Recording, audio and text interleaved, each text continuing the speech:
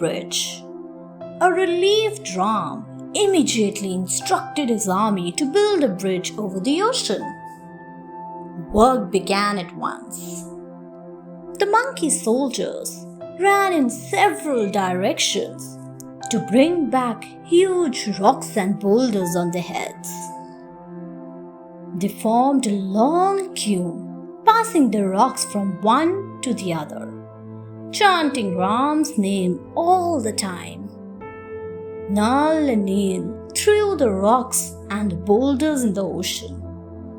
Ram and Lakshman were very happy with the monkeys' hard work, devotion, and sincerity as they finished building the bridge.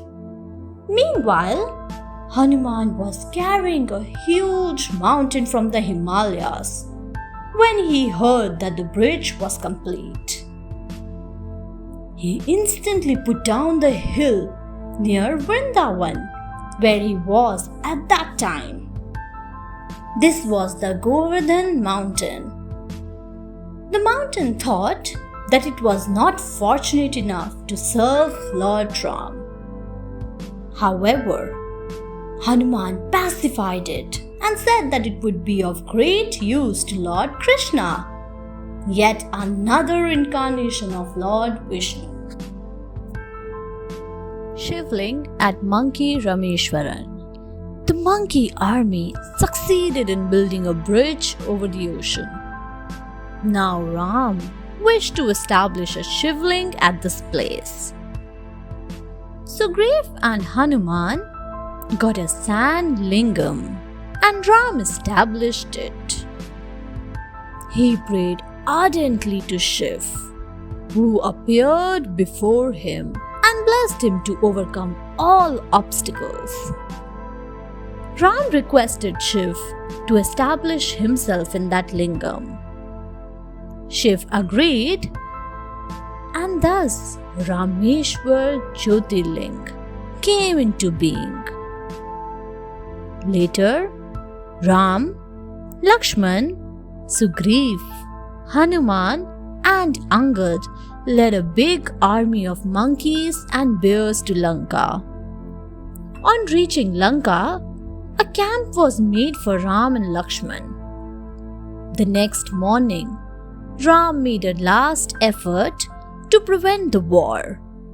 He sent Angad as his messenger to Ravan. However, Ravan scoffed at Angad and told him to return in peace and just forget about Sita. He also said that Ram's army would not be harmed if it retreated. The diplomatic dialogue thus ended fruitlessly. The war begins. Angad's attempt to establish peace with Ravan failed. He was sure that the war was imminent. He came back to the camp and informed everyone about the outcome of the meeting. He himself was very angry with Ravan's arrogance. Ram, Lakshman, Hanuman, Sugriv and Vibhishan discussed the further plan of action.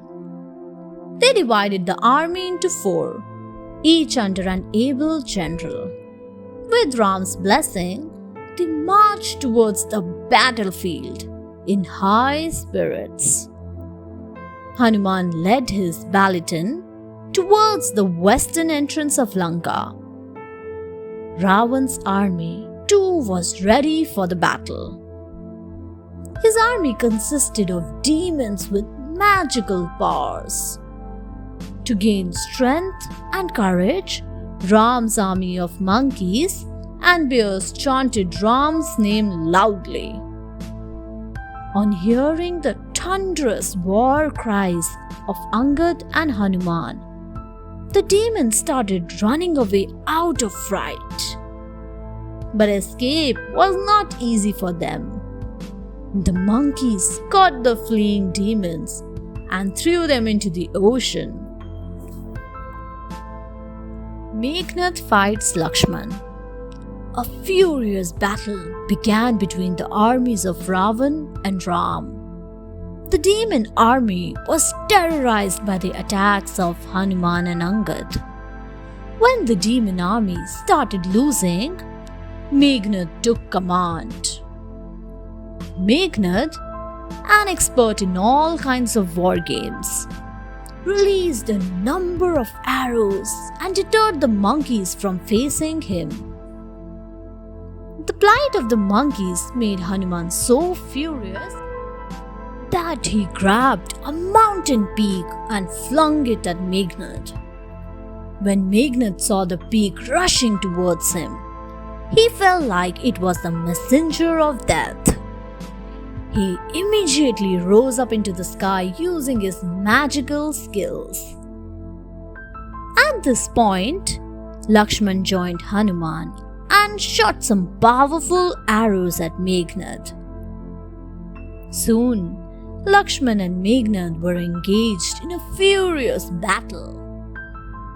Meghnad realized that Lakshman could not be won over easily, so he took out his deadliest weapon, Shakti, given to him by Brahma. The arrow hit Lakshman's chest, and he fell down unconscious. Hanuman meets Kalanime. Everyone knew that only Hanuman could bring the healing herb within the night and save Lakshman's life. Lord Ram was pleased with Hanuman's devotion and trust in him. So he blessed him. May your mission be successful. Hanuman soon set off in search of the life-saving herb. On the way, he felt very thirsty and tired. He thought, a little rest and a drink from the cold water of the nearby village would regenerate me and make me move faster. Meanwhile, a demon named Kalanime assumed the form of a sage and sat beside the lake. He was chanting Ram's name. Hanuman approached him and told him that he was feeling thirsty. The sage offered him cool, refreshing water from his vessel. Hanuman declined, saying that it would not be enough to quench his thirst. The sage told him that he could drink from the lake if he wanted more water. Hanuman brings Sushen. Meghnad succeeded in mortally wounding Lakshman. Hanuman was shocked at the sight. Lakshman is Lord Ram's brother and is always under the Lord's protection. How can he ever die? He thought. He then carried Lakshman to Ram. The wise Jambavan told the speechless Ram, "O Lord, we must get Sushen, the best physician available in Lanka, as soon as possible. Only he can cure Lakshman."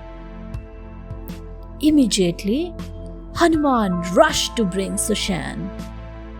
On the way, he wondered whether Sushen would agree to help them. Suddenly, he had an idea. He lifted the entire house of Sushen and flew towards Ram's camp. Sushen was surprised to find Lord Ram before his eyes. On Ram's request, he examined Lakshman.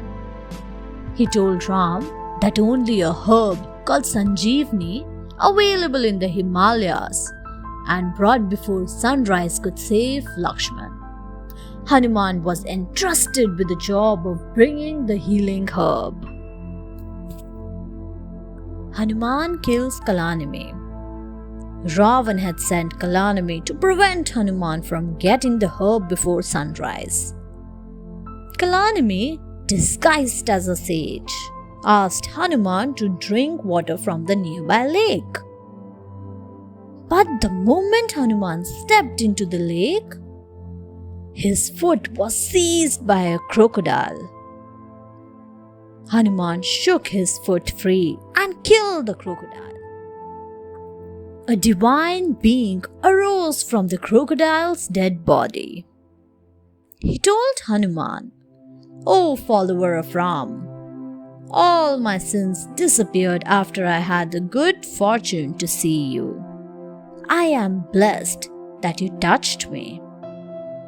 The sage who sent you here to this lake is a demon in disguise. His name is Kalanime." Hanuman was furious. He rushed back to Kalanime and killed him with one blow. He then hurried to Dronagiri and started looking for the Sanjeevani herb. He managed to find lots of similar looking plants on the mountain range. It was quite confusing. Hanuman lifts Dronagiri. Hanuman had no idea where the Sanjeevani herb looked like. All the plants here look alike. Which one is required for the treatment? He wondered, looking at Dronagiri mountain. He stood there confused. I have very little time with me. I cannot risk Lakshman's life either by delaying or by taking the wrong herb, Hanuman said by himself. Suddenly, he had a brainwave. He decided to lift the whole mountain and carry it with him to Lanka. He chanted Ram's name and uprooted the Dronagiri mountain. The mountain was as light as a bunch of flowers for him. On his return journey, Hanuman had to cross the city of Ayodhya. Ram's younger brother Bharat had taken up solitary residence in an isolated place outside the city of Ayodhya. The shadow of Hanuman and the large mountain fell on Bharat, who mistook it for a demon. Bharat thought of killing the demon before it could do any harm. Thanks for watching. Do like, share, subscribe to Sahil Book House.